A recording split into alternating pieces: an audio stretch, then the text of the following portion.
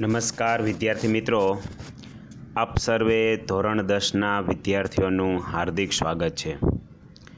વિદ્યાર્થી મિત્રો, આપણે ચેપ્ટર નંબર 7 કુદરતી સંસાધનો વિશે સમજૂતી મેળવતા રહેલા છીએ, જેની અંદર આપણે લાસ્ટ લેક્ચરની અંદર કુદરતી સંસાધનો એટલે શું, સંસાધનોના ઉપયોગો, સંસાધનો પ્રકારો, તેના વિશેની સમજૂતી મેળવી। પછી ગઈકાલે જમીન એટલે શું, જમીનનું વર્ગીકરણ શેના આધારે કરવામાં આવે છે અને જમીનના કુલ 8 પ્રકારો છે તેના વિશેની આપણે સમજૂતી આપેલી છે। તે ઉપરાંત ગઈકાલે આપણે સંસાધનોનો સંરક્ષણ અને સંસાધનોનું આયોજન આના વિશેની પણ આપણે વ્યવસ્થિત રીતે તમને સૂચના આપેલી છે। તો હવે વિદ્યાર્થી મિત્રો, આજના લેક્ચરની અંદર આપણે જે જમીનના અલગ અલગ 8 પ્રકારો છે તે 8 પ્રકારો વિશેની સમજૂતી મેળવીશું અને અલગ અલગ પ્રકારો વિશે છે તે જોશું। એમાં કઈ આબોહવા અનુકૂળ છે, કયા પ્રદેશની અંદર તે જમીન છે, તેમાં કયા પ્રકારનો પાક લઈ શકાય, તેનો શું ઉપયોગ થઈ શકે, આવી દરેક બાબતો છે તેના વિશેની આપણે સમજૂતી મેળવશું। તો વિદ્યાર્થી મિત્રો, ખાસ આપણે સૂચના આપીએ છીએ તે જ મુજબ છેલ્લે સુધી વ્યવસ્થિત રીતે વિડીયો જોવાનો છે, આખો વિડીયો વ્યવસ્થિત રીતે સમજાવવાનો છે અને આજે જેટલા ટૉપિક આપણે ચલાવીએ છીએ તે દરેકે દરેક ટૉપિક વ્યવસ્થિત રીતે પાકી બુકની અંદર લખી અને તૈયારી કરી લેવાની છે। વિદ્યાર્થી મિત્રો, તમારે માત્ર પાકી બુકમાં લખવું જ પૂરતું નથી, પરંતુ તેની સાથે સાથે યાદ રાખવું પણ તેટલું જ જરૂરી છે, કારણ કે હવે ધીમે ધીમે આપણી વાર્ષિક પરીક્ષા છે તે નજીક આવતી જાય છે। 21 મેના રોજ આપણી વાર્ષિક પરીક્ષા છે અને ટૂંક સમયમાં જ આપણું ક્લાસીસ છે તે પણ શરૂ થઈ જશે। વિદ્યાર્થી મિત્રો, હવે ટૂંક સમયમાં તમારે ક્લાસીસ ઉપર પણ રેગ્યુલર હવે આવવાનું જ થશે, બરાબર। સરકારે તારીખને બધું જાહેર કરી દીધું છે, તો તેની માહિતી પણ તમને ગ્રુપની અંદર જ મળી જશે, કે દિવસે આવવાનું છે, કેવી રીતે આવવાનું છે, તે બધી જ માહિતી તમને વોટ્સએપ ગ્રુપની અંદર મળશે। તો તે તમારે ખાસ વોટ્સએપ ગ્રુપ છે તે ચેક કરતું રહેવાનું છે, તેની અંદર આપણે બધી સૂચનાઓ આપીશું। તો વિદ્યાર્થી મિત્રો, સૌથી અગત્યની વસ્તુ છે આપણી તૈયારી। 10મા ધોરણની અંદર સારા ગુણ લાવવા હશે તો તેના માટેનો પ્રયત્ન, તેના માટેની મહેનત આપણે અત્યારથી જ કરવી જરૂરી છે। એટલે ખાસ દરેક વિદ્યાર્થી છે તે વ્યવસ્થિત રીતે તૈયારીઓ શરૂ કરી દેશું ને આ વર્ષે તો તમે ધારો તો વધુ સારા ગુણ છે તે તમે પ્રાપ્ત કરી શકો તેમ છો, કારણ કે તમારે 70% કોર્સ છે અને બીજી સાથે તમને જનરલ ઓપ્શન આપવામાં આવે છે। તો કે જનરલ ઓપ્શન એટલે શું, તો 5માંથી 3 પ્રશ્ન ગણવા, 4માંથી 3 પ્રશ્ન ગણવા, આવી રીતનું આપેલું છે। તો તેની અંદર તમારે કોઈ ચેપ્ટર ઓપ્શનમાં કાઢવું હોય, કોઈ ચેપ્ટર અલગ કાઢવું હોય તો પણ તમે આરામથી કાઢી શકો છો। તો વિદ્યાર્થી મિત્રો, હવે આજના ટૉપિકની અંદર આપણે જે અલગ અલગ પ્રકારો છે એ 8 પ્રકારો છે, બરાબર। ગઈકાલે આપણે તમને સમજાવ્યું હતું કે 8 પ્રકારો છે, એ 8 પ્રકારમાં પહેલો પ્રકાર એટલે કાંપની જમીન, આના વિશેની આપણે સમજૂતી મેળવીશું।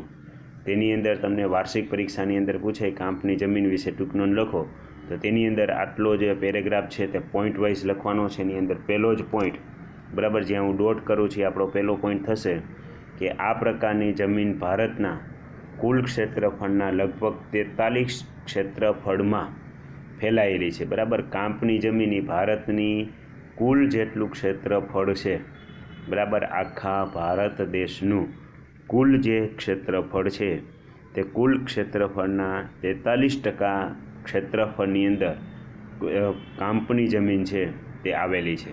હવે દિશા મુજબ આપણે જોઈએ તો પૂર્વમાં બ્રહ્મપુત્ર ખીણથી શરૂ કરી પશ્ચિમમાં સતલુજ નદી સુધીનું ઉત્તર ભારતનું મેદાન, દક્ષિણ ભારતમાં નર્મદા, તાપી, મહાનદી, ગોદાવરી, કૃષ્ણા અને કાવેરી ખીણ પ્રદેશમાં, અને તે પૈકી મહાનદી, ગોદાવરી, કૃષ્ણા અને કાવેરીનો મુખ્ય ત્રિકોણ પ્રદેશમાં આ પ્રકારની જમીન આવેલી છે, બરાબર। આપણે કીધું કે ભાઈ આખા ભારતના કુલ ક્ષેત્રફળના 43% જમીન છે તે કાંપની જમીન છે, બરાબર. તો કાંપની જમીન કેવી રીતે? કાંપની જમીન એટલે કે નદીઓ દ્વારા જે કાંપ થાય છે તે પ્રકારની જમીનને કાંપની જમીન કહેવામાં આવે છે.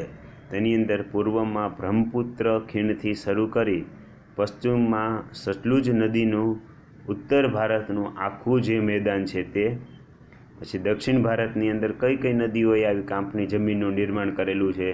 તો નર્મદા, તાપી, મહાનદી, ગોદાવરી, કૃષ્ણા, કાવેરી એના ખીણ પ્રદેશમાં, અને તેમાં મહાનદી, ગોદાવરી અને કૃષ્ણા એ કાવેરીનો જે મુખ્ય ત્રિકોણ પ્રદેશમાં આ પ્રકારની જમીન આવેલી છે. મુખ્ય ત્રિકોણ પ્રદેશ એટલે શું?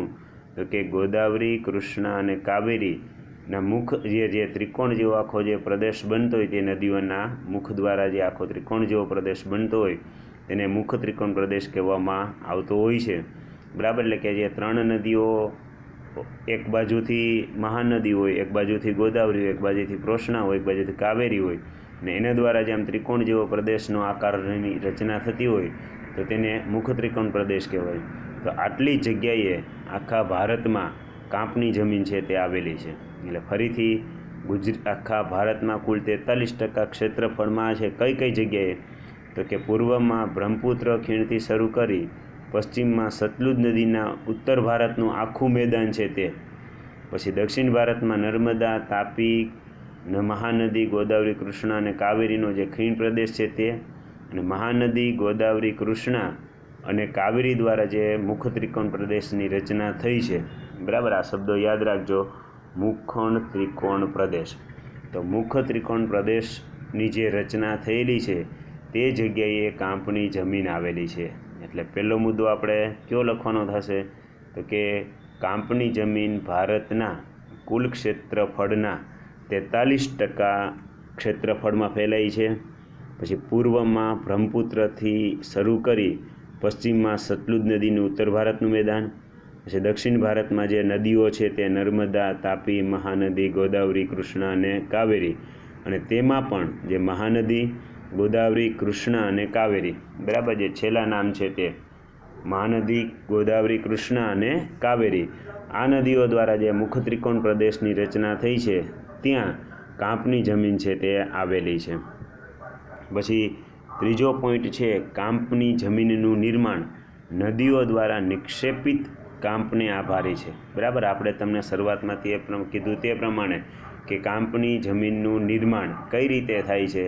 તો કે નદીઓ દ્વારા. બરાબર. નદીનો પ્રવાહ સતત ને સતત વહેતો હોય તો તેના દ્વારા આવા કાંપની જમીનો છે તે નિર્માણ થતું હોય છે. પછી ચોથો પોઈન્ટ, આ જમીનમાં પોટાશ, ફોસ્ફરિક એસિડ અને ચૂનાનું પ્રમાણ વધારે જોવા મળે છે, જ્યારે નાઇટ્રોજન અને હ્યુમસની માત્રા ઓછા પ્રમાણમાં જોવા મળે છે. બરાબર. સૌથી પહેલાં તો કાંપ 4 મુદ્દા અત્યારે આપણે ભણ્યા. પહેલો મુદ્દો કયો? તો કે આ પ્રકારની જમીન ભારતના કુલ ક્ષેત્રફળના 43% ક્ષેત્રફળની અંદર આવ્યું છે. બીજો કે ભાઈ આ નદી કઈ જગ્યાએ છે? ટૂંકમાં આ કાંપની જમીન કઈ જગ્યાએ છે?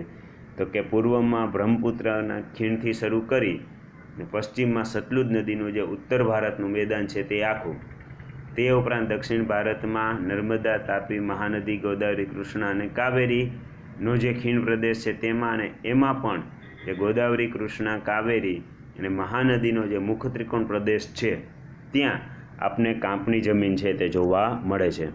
ત્રીજો મુદ્દો થશે કાંપની જમીનનું નિર્માણ નદીઓ દ્વારા નિક્ષેપિત, એટલે કે નદીઓ દ્વારા જે કાંપ નીકળે છે તેને આભારી છે. અને ચોથો મુદ્દો, આ જમીનની ગુણધર્મ શું? આ જમીનમાં શું હોય? તો કે પોટાશ, ફોસ્ફરિક એસિડ અને ચૂનાનું પ્રમાણ વધારે જોવા મળે, તેની સામે નાઇટ્રોજન અને હ્યુમસની માત્રા છે તે કાંપની જમીનની અંદર ઓછા પ્રમાણમાં જોવા મળે છે. હવે પાંચમો મુદ્દો છે કે આ જમીનમાં કઠોળ વર્ગના પાક લેવામાં આવે તો તેમાં નાઇટ્રોજનની સ્થિરતાનું પ્રમાણ વધારી શકાય છે. અને છેલ્લો પોઈન્ટ, આ પ્રકારની જમીનમાં ઘઉં, ચોખા, શેરડી, કપાસ, મકાઈ, તેલીબિયા વગેરે પાકો લેવાય છે. હવે વિદ્યાર્થી મિત્રો, તમારે એક સાથે કોષ્ટક પણ બનાવવાનું છે. કોષ્ટકની અંદર કાંપની જમીન અને એની સામે, બરાબર, આખો આજે જેટલા પોઈન્ટ લખાઈ જાય ત્યારબાદ તમારે છેલ્લે કોષ્ટક બનાવવાનું કે ભાઈ કાંપની જમીન, તેની ઉપર લખવાનું જમીનનો પ્રકાર, આ બાજુ લખવાનું કાંપની જમીન અને સામે લખવાનો પાક. તો આ જમીનમાં શું છે તો કે ઘઉં, ચોખા, શેરડી, સણ, કપાસ, મકા, તેલીબિયા આવા જે પાકો છે તે કાંપની જમીનની અંદર લેવામાં આવે છે. હવે આ જમીનની અંદર જો તમે કઠોળ વર્ગના પાક એટલે ખાસ કરીને કઠોળનું પાક તમે લ્યો તેની અંદર જે નાઇટ્રોજનની જે સ્થિરતા છે બરાબર, જે ઓછું જે નાઇટ્રોજનનું પ્રમાણ છે તે સ્થિરતાનું પ્રમાણ તમે ધીમે ધીમે વધારી શકો છો. એટલે વિદ્યાર્થી મિત્રો તમારે કુલ 6 મુદ્દાઓ છે તે કાંપની જમીનની અંદર અભ્યાસ કરવાનો છે. પહેલો મુદ્દો આ પ્રકારની જમીનમાં કુલ ભારતના કુલ ક્ષેત્રફળના 43% ક્ષેત્રફળમાં કાંપની જમીન આવી છે. કઈ જગ્યાએ આવી છે તો કે પૂર્વમાં બ્રહ્મપુત્ર ખીણથી શરૂ કરી અને પશ્ચિમમાં સતલુજ નદીનું જે ઉત્તર ભારતનું મેદાન છે ત્યાં, અને દક્ષિણ ભારતની અંદર નર્મદા, તાપી, મહાનદી, ગોદાવરી, કૃષ્ણા અને કાવેરીનો જે ખીણ પ્રદેશ છે ત્યાં, અને તેમાં પણ મહાનદી, ગોદાવરી, કૃષ્ણા અને કાવેરીનો જે મુખ્ય ત્રિકોણ પ્રદેશ આવેલો છે તે મુખ્ય ત્રિકોણ પ્રદેશની અંદર આ પ્રકારની જમીન છે. આ જમીન કેવી રીતે બને છે તો કે કાંપની જમીનનું મુખ્ય કારણ, કાંપની જમીનનું નિર્માણ નદીઓ દ્વારા નિક્ષેપિત એટલે કે નદીઓ દ્વારા જે નીકળે છે તે બરાબર, નદીઓ દ્વારા જે નિર્માણ થાય છે તે, એટલે નદીઓ પોતે જે કાંપ બહાર કાઢે છે તેને આભારી છે. ત્રીજો પોઈન્ટ, એમાં શું હોય છે તો કે આ જમીનમાં પોટાશ, ફોસ્ફરિક એસિડ અને ચૂનાનું પ્રમાણ, બરાબર આ 3 શબ્દો યાદ રાખજો. પોટાશ, ફોસ્ફરિક એસિડ અને ચૂનાનું પ્રમાણ છે એ વધારે જોવા મળે છે, જ્યારે નાઇટ્રોજન અને હ્યુમસની માત્રા છે તે ઓછી જોવામાં મળે. હવે આ જમીનમાં જો આપણે નાઇટ્રોજનનું પ્રમાણ ધીમે ધીમે વધારવું હોય તો શું કરવું પડે તો જો આ જમીનમાં એટલે કે કાંપની જમીનમાં તમે કઠોળ વર્ગના પાક લેવામાં આવે, કઠોળ વર્ગના આપણે પાક લઈએ તો તેમાં નાઇટ્રોજનની જે સ્થિરતા છે એનું પ્રમાણ ધીમે ધીમે વધારી શકાય. અને કાંપની જમીનમાં ઘઉં, ચોખા, શેરડી, કપાસ, મકાઈ, તેલીબિયા વગેરે પાકો છે તે લેવામાં આવે છે. એટલે તમારે પ્રશ્ન લખવાનો છે કે ટૂંક નોંધ લખો કાંપની જમીન, એની અંદર 6 પોઈન્ટ બરાબર આમ પોઈન્ટ પાડીને લખવાનું કે કાંપની જમીન ભારતના કુલ ક્ષેત્રફળના 43% ક્ષેત્રફળમાં છે. બીજો પોઈન્ટ એક લીટી છોડીને લખવાનો, કાંપની જમીન પૂર્વમાં બ્રહ્મપુત્ર ખીણથી શરૂ કરી પશ્ચિમમાં સતલુજ નદી સુધીનું ઉત્તર ભારતનું મેદાન, દક્ષિણ ભારતમાં નર્મદા, તાપી, મહાનદી, ગોદાવરી, કૃષ્ણા અને કાવેરી ખીણ પ્રદેશમાં, અને તે પૈકી મહાનદી, ગોદાવરી, કૃષ્ણા અને કાવેરીના મુખ્ય ત્રિકોણ પ્રદેશમાં કાંપની જમીન આવેલી છે. ત્રીજો મુદ્દો, કાંપની જમીનનું નિર્માણ નદીઓ દ્વારા નિક્ષેપિત કાંપને આભારી છે.